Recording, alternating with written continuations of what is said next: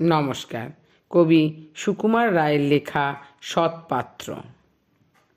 শুনতে পেলাম পোস্তা গিয়ে তোমার নাকি মেয়ের বিয়ে। গঙ্গারামকে পাত্র পেলে? জানতে চাও সে কেমন ছেলে?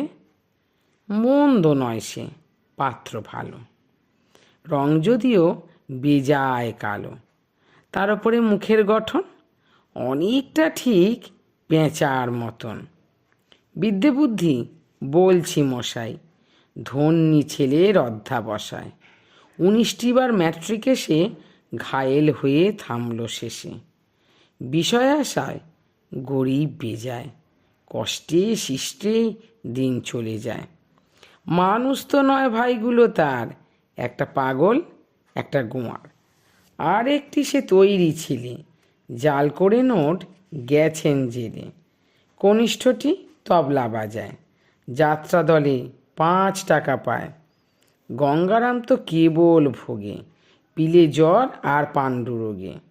কিন্তু তারা উচ্চ ঘর, কংসরাজের বংশধর। শ্যামলাহিরি বনগ্রামে কি যেন হয় গঙ্গারামের। যা হোক, এবার পাত্র পেলে, এমন কি আর মন্দ ছেলে। নমস্কার।